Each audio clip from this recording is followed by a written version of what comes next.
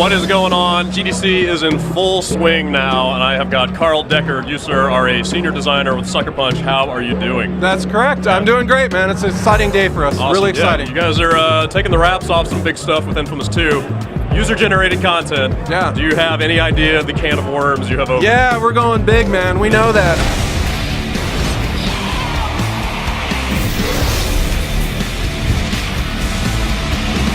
You get into inFamous 2, you know, it's an open world, it's got missions that you guys made and put in there that kind of carry the story along. Sure, right. At what point do you get into the user-generated missions? Like, do you have to finish the full story before you can see that stuff? You're right in there, man. As soon as you finish the intro to our game, it pops up and says, do you have a PSN account? And if you do, all of a sudden, all these user-generated missions populate into your game world that other users have built. Was there any concern about that, like subverting the flow of the story? I mean, can you turn off the user-generated stuff until you want to see it? Yeah, you can do that. I mean, the core game is really important to us, obviously. That's what got us to this point. And we're fully aware that some people will want to hold off on the UGC missions until they finish the game. And that's fine with us. All you got to do is flip the setting and you're there.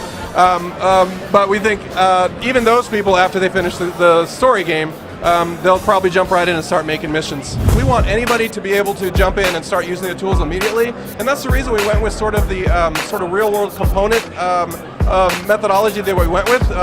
You have these components that you just plop down in the game world itself. Basically, you can just be running around in New Marais, the city in inFamous 2, and say, create a mission. And right there in the middle of the city, you start creating a mission. You plop down some militia guys, you plop down some guys that are going to be shooting at them. You hook up a component that says shoot at them, tell them which teams they're on, and you say play mission. And you see it happen, you jump in with Cole and you start playing it. The users, I'm guessing, could get pretty outlandish. Yeah, right? man, like, all bets are off. Yeah, like what's the weirdest mission that just off the top of the head that you can think of somebody making with this? The weirdest one I've seen so far is this giant gold disco ball that's made out of spotlights, and the spotlights are shooting all over the city. And I don't remember.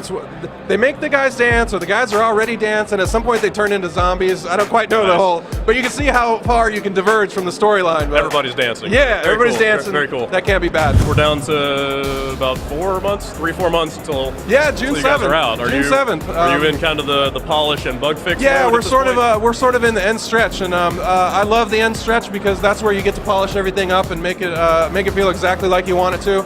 You can play through the whole game and have a good time. You can build missions, you can post them to the server. Other people around the office download those missions and they play them and they rate them, and all of that stuff is in the game and working now. Awesome. Well, really looking forward to playing it. Love the first one, so that's awesome, man. Top of my list. But, all right, well, I want to see your mission in New Marais on day one, then, man. We'll see about that.